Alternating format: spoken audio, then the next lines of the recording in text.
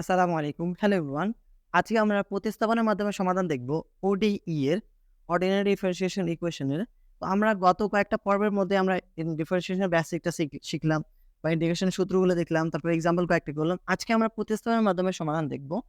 বলছে এখানে কি যদি f of x plus by plus c dx যদি থাকে এবং g of x plus by plus c is equal to dy equal to 0 যদি থাকে, তাহলে আমি কি করব?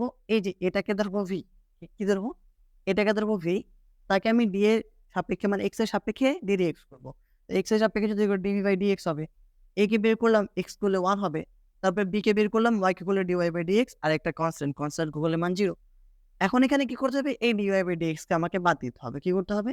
dy/dx কে বাদ দিতে হবে, বাদ দিয়ে দেব। এবং এখানে যে a কে ধরলাম, a কে v ধরলাম, dx থাকবে। a কে y ধরলাম, a কে x ধরলাম, dy থাকবে। a আকারে আনতে হবে। এবং a আকারে আনার পর যদি আমরা ইন্টিগ্রেশন করি বা সমাকলন করি, তাহলে আমরা কাঙ্ক্ষিত মানটা পেয়ে যাব।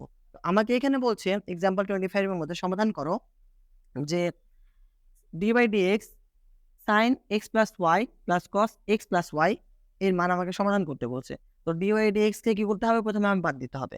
তো একটা কাজ করি। আমি কি ধরবো? এগুলাকে ধরবো v। দেখি বললাম না x plus by a এর মান 1, b এর মান 1, c এর মান 0। তো এখানে কি করবো? ধরি কি ধরবো? যে x plus y is equal to v। তো একে x এর সাপেক্ষে যদি dx করি, x করলে 1 হবে, 1 হবে, প্লাস হবে। একে হচ্ছে dy বাই কি হচ্ছে? dx equal to dv by dx হচ্ছে। আমাকে বলছে x y মানে dy বাই dx কে বাদ দিতে হবে। তো dy dx এর যদি মান বের করতে পারি, এটা 1 আছে, ওদিকে গেলে -1 হবে। তাহলে কি লিখবো?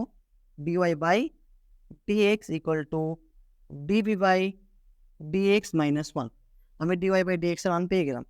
আমি এখানে ধরবো যে সমাধান মান রেখে কি ছিল? মান দেওয়া ছিল এদিকে একটা প্লাস cos y, এটা ছিল dy বাই dx ছিল। আমি কি করবো? এখন মানগুলো বসাবো। এই যে মানটা বসাবো। মান যদি বসা দেখি কি ছিল? dy dx এর মান কে ছিল? এটা ছিল। তাহলে বসাই dv by dx -1 equal sign থাকলো। এর মান কি ধরলাম? এর মান ছিল v, প্লাস ছিল cos থাকলো। এর মান দেখে দিলাম, এর মান v ধরলাম। ঠিক আছে? এখন এই 1 টা আছে, 1 টা ওদিকে গেলে পজিটিভ হবে। আমি লিখবো কি? যে dv by dx equal to sin v plus cos v plus 1।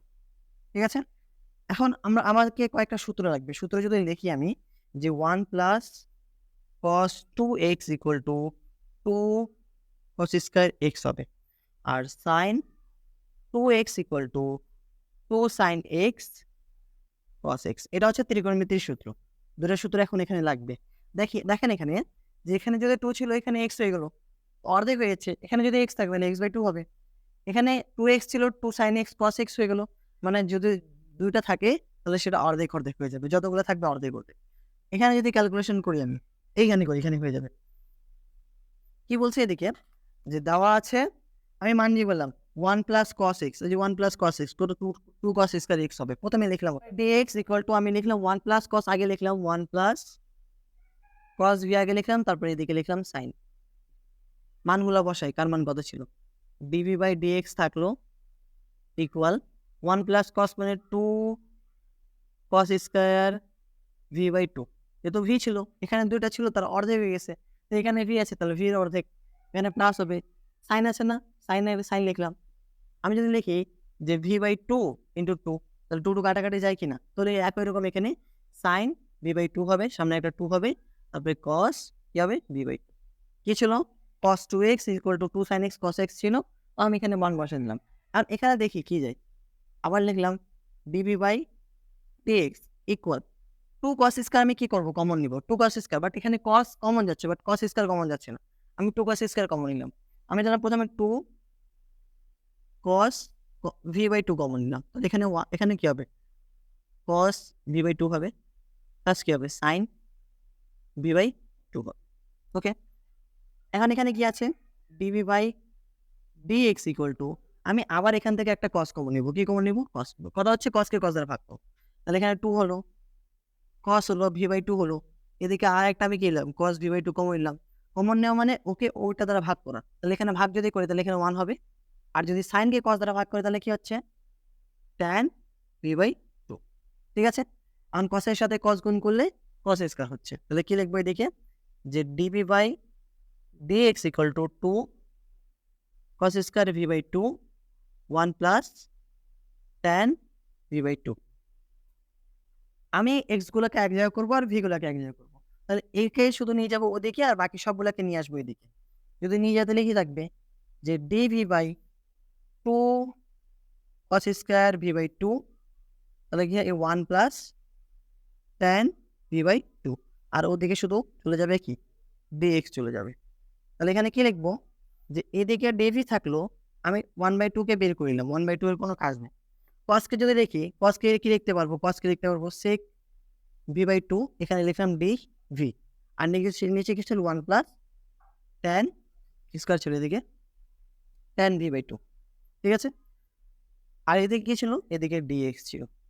এখন আমি যদি উপপক্ষে ইন্টিগ্রেশন করি, বাট একটা শর্ত মানতে হবে। এখানে যদি ইন্টিগ্রেশন দিই 1/2 দিলাম, ইন্টিগ্রেশন দিলাম, এদিকে গেছে sec স্কয়ার ভি বাই 2 আর 1 প্লাস tan ভি বাই 2, এদিকে কি আছে ডিভি আছে, আর একে ইন্টিগ্রেশন করলাম, এদিকে কি আছে ডিএক্স আছে।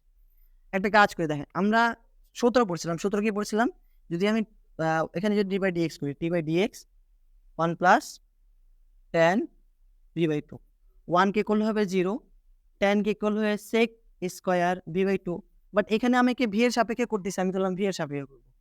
ভি এর সাপেক্ষে যদি করি বা এক্স এর সাপেক্ষে যার সাপেক্ষে করি না কেন, ভি বাই 2, আমি তো ভি বাই 2 কে করি নাই, তাহলে এখানে 1/2 কে বের করলাম, আর ভি ইকুয়াল 1 হবে, তাহলে 1/2 সামনে চলে আসছে, তাহলে কি পাবো 1/2 sec স্কয়ার ভি বাই 2 পাবো।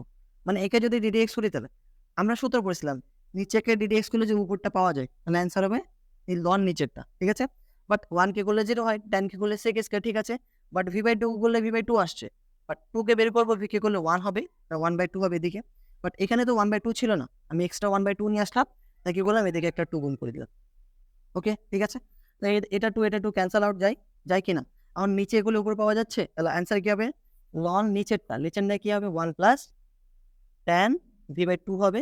আর একে যদি করি তাহলে এটা কত হবে, এটা এক্স হবে, একটা ধ্রুবক লাগিয়ে দিলাম সি, হয়ে গেছে অ্যান্সার। অর্থাৎ সমাধান আমাকে বের করতে বলছে লন 1 প্লাস কি ছিল 1 প্লাস tan। আচ্ছা, ভি এর মান কত ধরলাম, ভি এর মানে যেহেতু এক্স প্লাস ওয়াই ধরলাম, এদিকে এক্স প্লাস ওয়াই লাগাই দিব, নিচে 2 ছিল 2 লাগাই দিব, এদিকে এক্স থাকবে, এদিকে সি থাকবে। এটা হচ্ছে নির্ণয়ের সমাধান, ঠিক আছে। অঙ্কটা অতটা বড় ছিল না, সহজ ছিল। তো আমি কি করলাম, প্রথমে যদি এরকম দেওয়া থাকে তাহলে এখানে আমি ধরবো ভি কে ধরার পর ডিডিএক্স করলাম, ডিডিএক্স করার পর এখানে আমি মানগুলো বসিয়ে দিলাম, বসানোর পর এখানে আমি একটা কাজ করবো, মানে এদিকে শুধু ডিডিএক্স করবো, এদিকে ডিডিএক্স করার কোনো দরকার নেই, এদিকে শুধু সূত্র দিয়ে অ্যান্সার হয়ে যাবে। এইগুলো আমি দেখে আমি ধরলাম এদিকে এটা সূত্র দিলাম, এটা সূত্র দিলাম, 2 cos কমন নিলাম, আবার এখানে cos কমন নিলাম, আবার এখানে tan যাচ্ছিল তাই tan এখানে সবগুলো নিচে চলে আসছে, এক্সট্রা চলে গিয়েছে ওইদিকে। তো 2 কে বের করলাম, 1/cos মানে হচ্ছে sec ডিভি এর জায়গা থাকলো, 1 প্লাস tan লিখলাম, ডিএক্স থাকলো। আমি এখানে ওইভাবে যে ইন্টিগ্রেশন করি, সূত্র পড়েছিলাম নিচেকে ইন্টিগ্রেশন করলে যদি উপরটা পাওয়া যায়, তার অ্যান্সার হবে লন নিচেরটা। তাহলে এখানে কি আমি একটু একটা হাফ নিলাম, একটা 2 নিলাম, কাটাকাটি করলে আগের মতো হয়ে যাচ্ছে, তো এইটা কাটাকাটি যাই, আর নিচে করলে উপর যেহেতু পাওয়া যাচ্ছে, তাহলে অ্যান্সার হবে নিজেরটা, ডিভিটা বাদ হয়ে গেছে। আর একে করলে যেহেতু ওখানে 1 আছে, 1 কে করলে এক্স হয়, এক্স প্লাস সি হবে। আর একে যদি করি ভি এর মান বসলাম, ভি এর মান কি দিলাম x plus y, x plus বসে, এটা হচ্ছে অ্যান্সার, ঠিক আছে। ধন্যবাদ, and as always, thanks for watching. Assalamu alaikum.